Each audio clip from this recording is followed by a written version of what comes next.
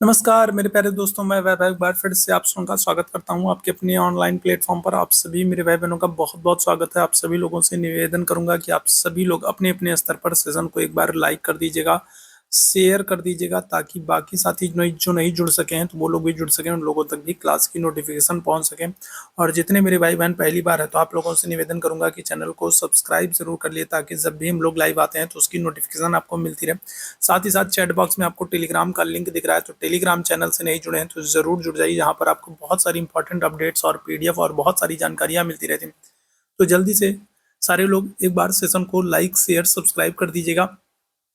इसके बाद आज के सेशन की हम लोग शुरुआत करेंगे, और आज के सेशन में हम लोग साइंस के क्वेश्चंस को करने वाले हैं। बहुत इंपॉर्टेंट क्वेश्चंस हैं जो कि आपके एग्जाम में पूछे गए हैं, तो उन सभी प्रश्नों को हम लोग करने वाले हैं। तो उम्मीद है आप लोगों ने सेशन को लाइक कर दिया होगा, शेयर कर दिया होगा, और चैनल पर पहली बार है तो सब्सक्राइब कर लिया होगा। तो चलिए शुरू करते हैं इसी के साथ आज की क्लास को। और पहला प्रश्न आपके सामने है, स्तनधारियों की लार में कौन सा एंजाइम होता है? रेनिन होता है, प्रोटीएज होता है, टाइलिन होता है, एमाइलेज होता है। तो पहले प्रश्न की बात करेंगे, पहले प्रश्न का आंसर करिएगा, स्तनधारियों की लार में कौन सा एंजाइम होता है।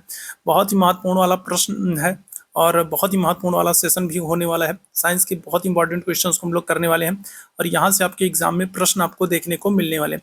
तो पहला प्रश्न आपके सामने है, स्तनधारियों की लार में कौन सा एंजाइम होता है? रेनिन होता है, प्रोटीएज होता है, टाइलिन होता है, एमाइलेज होता है। करेक्ट आंसर क्या हो जाएगा? आप आंसर कर दोगे ऑप्शन संख्या सी, टाइलिन होता है। ठीक है, क्या हो जाएगा? पहले प्रश्न का ऑप्शन संख्या सी हो जाएगा, टाइलिन होता है। ठीक है, आगे बढ़ेंगे अगले प्रश्न की तरफ। निम्नलिखित में से किस विटामिन में कोबाल्ट मिलता है? वेरी वेरी इंपॉर्टेंट क्वेश्चन बताइएगा। तो कौन सा विटामिन है जिसमें आपको कोबाल्ट देखने को मिलता है? Very very important question. Vitamin B6 होगा, विटामिन B1 होगा, विटामिन B2 होगा, या फिर विटामिन B12 हो जाएगा। तो क्या हो जाएगा? तो अगर हम लोग बात करें कौन सा विटामिन है जिसमें हमको कोबाल्ट देखने को मिलता है, तो आप आंसर कर दोगे ऑप्शन संख्या डी हो जाएगा, विटामिन B12 में कोबाल्ट आपको। ठीक है, विटामिन B12 का नाम क्या है? तो विटामिन B12 का रासायनिक नाम आपको साइनोकोबाल्मिन देखने को मिलेगा। ठीक है, मछलियों के यकृत तेल में किसकी प्रचुरता होती है? तो अगर हम लोग बात करेंगे तो मछलियों के यकृत तेल में किसकी प्रचुरता होती है? Vitamin A, vitamin C, vitamin D, या फिर विटामिन ई। तीसरे प्रश्न का आंसर करेंगे, क्या हो जाएगा करेक्ट आंसर? तो विटामिन मछलियों के यकृत तेल में किसकी प्रचुरता होती है? विटामिन ए की, विटामिन सी की, विटामिन डी की, या विटामिन ई की।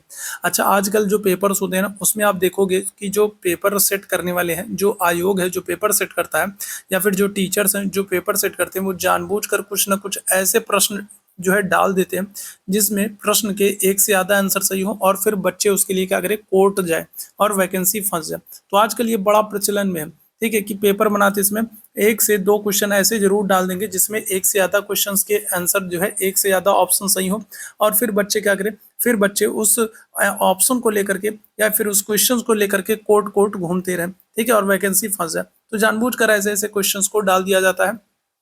जैसे यहाँ पर इस प्रश्न की बात करेंगे तो मछलियों के यकृत तेल में किसकी प्रचुरता होती है? आपसे ये प्रश्न पूछा गया, विटामिन ए, सी, डी, ई। तो यहाँ पर क्या हो जाएगा? तो यहाँ पर ऑप्शन संख्या आप आंसर कर दोगे विटामिन ए और विटामिन ए और विटामिन डी, मतलब ऑप्शन संख्या ए और सी दोनों सही है। ठीक है, याद रखिए मछलियों के यकृत तेल में अगर हम लोग बात करेंगे तो आपको विटामिन ए भी देखने को मिलेगा और विटामिन डी भी देखने को मिलेगा। ठीक है, तो यहाँ पर दोनों ऑप्शन सही है।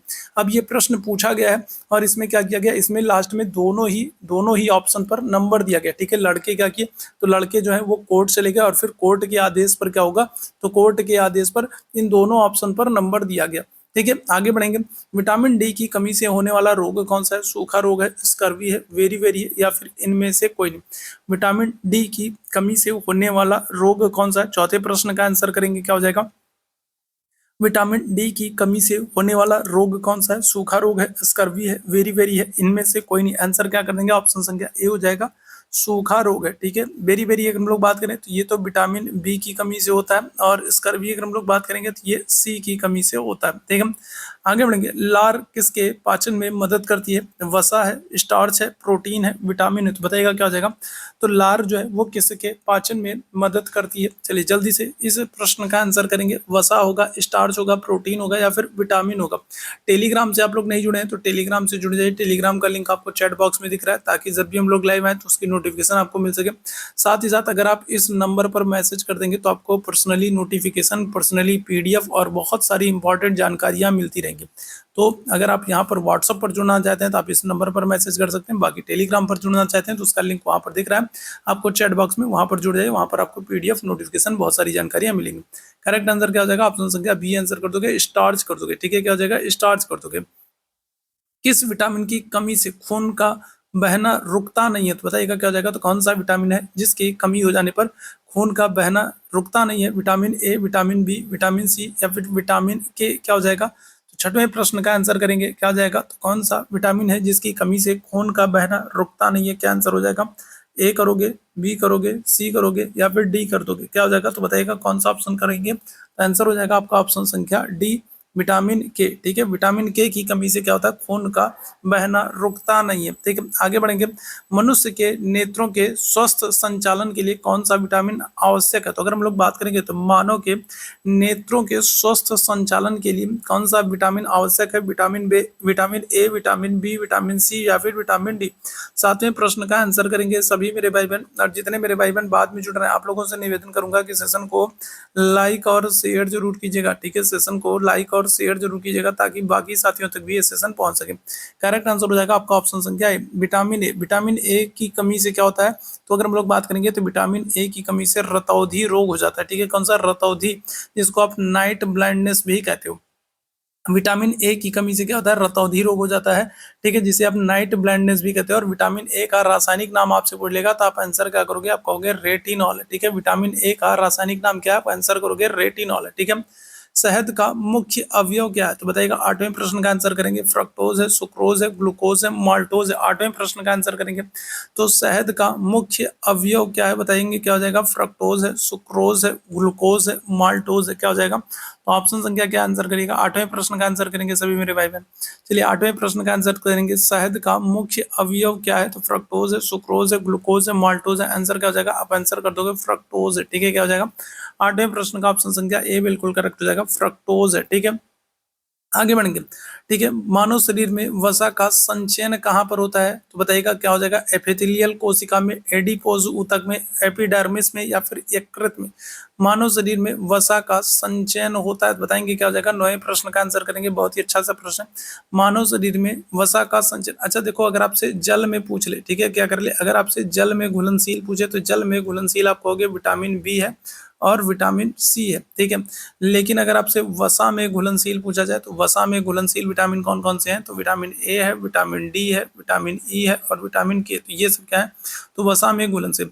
मानव शरीर में वसा का संचयन कहाँ होता है? तो आंसर कर दोगे ऑप्शन संख्या बी, एडिपोज ऊतक में। ऑप्शन संख्या बी बिल्कुल करेक्ट हो जाएगा। ठीक है, आगे बढ़ेंगे। वह कौन सा कथन है जो एंजाइम के बारे में सत्य है? तो बताइए क्या होगा? एंजाइम प्रोटीन से बनते हैं, एंजाइम वसा से बनते हैं। तो बताइएगा क्या हो जाएगा? तो अगर हम लोग इस प्रश्न की बात करेंगे, बताइएगा इस प्रश्न के संदर्भ में कौन सा कथन जो है वो सत्य है?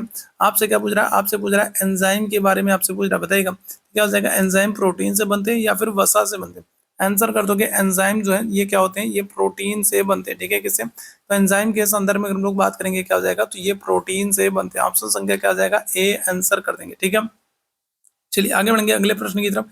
विटामिन बी कॉम्प्लेक्स में कितने विटामिनों का समूह है? तो बताएंगे क्या हो जाएगा? तो विटामिन बी कॉम्प्लेक्स में कितने विटामिनों का समूह है? 5 का, 6 का, 9 का, 11 का? तो बताइएगा क्या हो जाएगा? तो विटामिन बी की अगर हम लोग बात करें तो विटामिन बी कॉम्प्लेक्स में, तो देखो विटामिन बी कॉम्प्लेक्स में कौन कौन से होते हैं? तो देखो, एक तो हो जाएगा आपका बी1 हो जाएगा। इसके बाद अगर हम लोग बात करेंगे तो बी2 हो जाएगा। ठीक है, इसके बाद हम लोग बात करेंगे क्या हो जाएगा? तो बी3 हो जाएगा।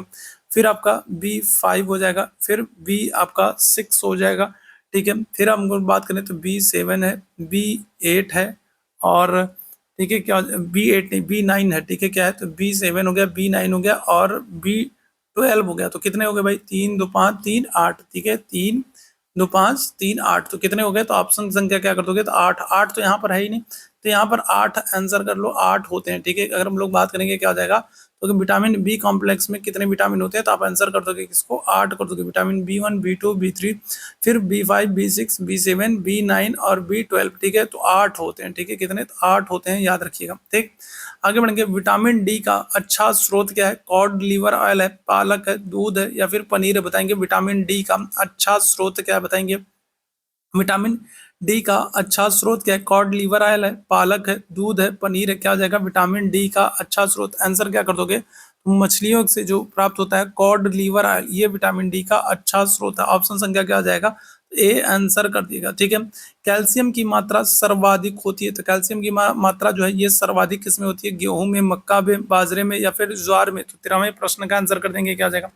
13वें प्रश्न का आंसर कर देंगे, क्या आ जाएगा? गेहूं। कैल्शियम की मात्रा सर्वाधिक कहाँ पर होती है? तो गेहूं में होती है, मक्के में होती है, ज्वार में होती है या फिर बाजरा में होती है। इस प्रश्न का आंसर करेंगे सभी मेरे भाई। 13वें प्रश्न का आंसर करेंगे, क्या आ जाएगा? करेक्ट आंसर कर दोगे ऑप्शन संख्या बी हो जाएगा, मक्के में। ठीक है। कहाँ पर? तो आंसर कर दोगे मक्के में। ठीक है। गाय गाय का दूध अच्छा स्रोत होता है, बताइएगा क्या हो जाएगा? तो गाय का दूध अच्छा स्रोत होता है विटामिन ए का, विटामिन बी का, विटामिन सी का या फिर विटामिन डी का? तो गाय के दूध में देखो, अगर हम लोग बात करें तो विटामिन ए भी आपको मिल जाएगा, डी भी मिल जाएगा, बी भी मिल जाएगा, ठीक है, सी भी मिल जाएगा। सबसे अच्छा जो स्रोत होता है वो कौन सा होता है? तो सबसे अच्छा जो स्रोत होता है गाय के दूध का वो हो जाएगा आपका विटामिन बी हो जाएगा। ठीक है, याद रखिएगा। गाय के दूध का जो सबसे अच्छा स्रोत होता है वो कौन सा? तो आप आंसर कर दोगे किसको? Vitamin B. ठीक है, याद रखें। ऑप्शन संख्या क्या जाएगा? तो बी आंसर कर देंगे। ठीक है। चलिए आगे बढ़ेंगे अगले प्रश्न की तरफ। किसके दूध में सर्वाधिक वसा होता है? बताइएगा। तो गाय के, भैंस के, ऊंट के या फिर रेंडियर के? किसके दूध में सर्वाधिक वसा होता है? 15वें प्रश्न का आंसर करेंगे सभी मेरे भाई बहन, बताएंगे क्या हो जाएगा? किसके दूध में, ठीक है, किसके दूध में सर्वाधिक वसा होता है? तो गाय होगा, भैंस होगा, ऊंट होगा, रेंडियर होगा। आंसर कर दोगे ऑप्शन संख्या डी, रेंडियर हो जाएगा। ठीक है, क्या हो जाएगा? ऑप्शन संख्या डी हो जाएगा, रेंडियर हो जाएगा। आगे बढ़ेंगे अगले प्रश्न की तरफ। कुपोषण से होने वाला रोग कौन सा है? तो मलेरिया है, हेपेटाइटिस है, टाइफाइड है या फिर क्वार्सिरकोर है? तो बताएंगे क्या हो जाएगा? तो कुपोषण की कमी से होने वाला रोग कौन सा है? कुपोषण की कमी से होने वाला रोग कौन सा है? मलेरिया है, हेपेटाइटिस है, टाइफाइड है या फिर क्वार्सिरकोर है? क्या आंसर हो जाएगा? तो ऑप्शन संख्या डी आंसर कर दोगे, क्वार्सिरकोर है। ठीक है, ऑप्शन संख्या डी आंसर हो जाएगा। आगे बढ़ेंगे अगले प्रश्न की तरफ। पालक की पत्तियां स्रोत होती हैं किसका? तो पालक की पत्तियां किसका अच्छा स्रोत होती हैं? विटामिन ए का, विटामिन डी का, लौह तत्व का या फिर कैरोटीन का? पालक की पत्तियां स्रोत होती हैं, अच्छा स्रोत होती हैं किसका? विटामिन ए का, विटामिन डी का, लौह का या फिर कैरोटीन का? तो आंसर कर दोगे किसका? आयरन का। ठीक है, लौह तत्वों का। ऑप्शन संख्या क्या जाएगा? तो सी आंसर कर देंगे। ठीक है। निम्न में से कौन सा एक पॉलीसेकेराइड नहीं है? ठीक है, आपसे क्या पूछ रहा है? आपसे पूछ रहा है कौन सा एक पॉलीसेकेराइड नहीं है, तो क्या हो जाएगा? नहीं पूछ रहा, आपसे बताएंगे कौन सा एक पॉलीसेकेराइड नहीं है। Cellulose, glycogen, sucrose, starch? क्या हो जाएगा बताइएगा? तो कौन सा इनमें एक पॉलीसेकेराइड नहीं है? क्या आंसर कर देंगे? सेलुलोज होगा, ग्लाइकोजन होगा, सुक्रोज होगा, स्टार्च हो जाएगा। क्या आंसर कर देंगे? तो आंसर कर देंगे ऑप्शन संख्या सी, सुक्रोज हो जाएगा। ऑप्शन संख्या सी बिल्कुल करेक्ट हो जाएगा। आगे बढ़ेंगे अगले प्रश्न की तरफ। अगला प्रश्न आपके सामने है। एंजाइम, विटामिन, हार्मोन सभी को जैविक रसायनों के एक समूह में वर्गीकृत किया जा सकता है, क्योंकि ये सभी क्या होते हैं? ये सभी प्रोटीन होते हैं, ये सभी ऑक्सीडेटिव मेटाबॉलिज्म में भाग लेते हैं, रेगुलेटिव मेटाबॉलिज्म में सहायक होते हैं या फिर एक जीवित शरीर में सब बनते हैं। तो एंजाइम की बात करें, विटामिन की बात करें, हार्मोन्स की बात करें, सभी को एक जैविक रसायनों के एक समूह में वर्गीकृत किया जा सकता है, क्योंकि ये सभी प्रोटीन है, ऑक्सीडेटिव मेटाबॉलिज्म में भाग लेते हैं, रेगुलेटिव मेटाबॉलिज्म में भाग लेते हैं, ठीक है, या फिर एक जीवित शरीर में सब बनते हैं। तो आंसर हो जाएगा आपका ऑप्शन संख्या सी, रेगुलेटिव मेटाबॉलिज्म में सहायक होते हैं। ऑप्शन संख्या क्या हो जाएगा? तो सी आंसर कर देंगे। किस विटामिन का निर्माण त्वचा में होता है? तो vitamin C, vitamin D, vitamin A, vitamin B 12? कौन सा विटामिन है जिसका निर्माण शरीर की त्वचा में होता है? क्या आंसर हो जाएगा? तो vitamin C, vitamin A, vitamin D या फिर विटामिन बी 12? तो आंसर क्या हो जाएगा? तो आंसर कर दोगे विटामिन डी। ठीक है, सूर्य के प्रकाश से विटामिन डी का निर्माण होता है। ऑप्शन संख्या क्या आ जाएगा? तो बी आंसर कर दोगे। ठीक है। प्राकृतिक रूप से पाई जाने वाली सबसे मीठी शर्करा कौन सी है? सुक्रोज है, फ्रक्टोज है, ग्लूकोज है, लैक्टोज है? बताएंगे क्या हो जाएगा? तो अगर हम लोग बात करें तो प्राकृतिक रूप से पाई जाने वाली शर्कराओं में अगर आपसे पूछा जाए सबसे मीठी शर्करा कौन सी है, 21वें प्रश्न का आंसर कर देंगे, क्या हो जाएगा? 21वें प्रश्न का आंसर कर देंगे, क्या आ जाएगा? तो अगर हम लोग बात करें तो प्राकृतिक रूप से पाई जाने वाली सबसे मीठी शर्करा की अगर हम लोग बात कर लें तो क्या हो जाएगा? बताइएगा, क्या आंसर कर दोगे? आंसर आपका हो जाएगा फ्रक्टोज हो जाएगा। ठीक है, क्या हो जाएगा? तो सबसे मीठी शर्करा कौन सी हो जाएगी? तो आप आंसर कर दोगे किसको? फ्रक्टोज को। ऑप्शन संख्या क्या हो जाएगा? तो बी आंसर कर दोगे। ठीक है, आगे बढ़ेंगे। लंबे समय तक निकोटेनिक अम्ल की कमी होने से कौन सा रोग हो जाता है? बताइएगा, क्या हो जाएगा? तो अगर हम लोग बात करें लंबे समय तक निकोटेनिक अम्ल की कमी होने से कौन सा रोग होगा? बेरी होगा, स्कर्वी होगा, रिकेट्स होगा या फिर पेलाग्रा हो जाएगा? तो क्या हो जाएगा? तो अगर हम लोग बात करेंगे क्या हो जाएगा? ठीक है, तो बताइएगा क्या हो जाएगा। तो लंबे समय तक निकोटिनिक अम्ल की कमी से होने वाला रोग कौन सा हो जाएगा, तो प्लेग्रा हो जाएगा। ऑप्शन संख्या क्या करोगे, तो सी आंसर कर दोगे। ठीक है, याद रखिएगा। कौन से विटामिन में कोबाल्ट होता है, तो क्या हो जाएगा, तो कौन से विटामिन में कोबाल्ट होता है, तभी आज ही के सेशन में हम लोगों ने किया था। क्या हो जाएगा, तो B12 हो जाएगा। साइनो कोबालमिन इसका रासायनिक नाम है। ठीक है, विटामिन सी किस में सहायक होते हैं, अस्थियों में वृद्धि, अरक्तता की पूर्ति, घावों को भरना, या फिर दृष्टि रंजक का संश्लेषण। विटामिन सी, विटामिन बी और सी पहले ही आप लोगों को बता चुका हूँ। विटामिन बी और सी जो होते हैं, तो ये क्या होते हैं, ये दोनों दो ऐसे विटामिन है जो क्या होते हैं, जो जल में घुलनशील होते हैं।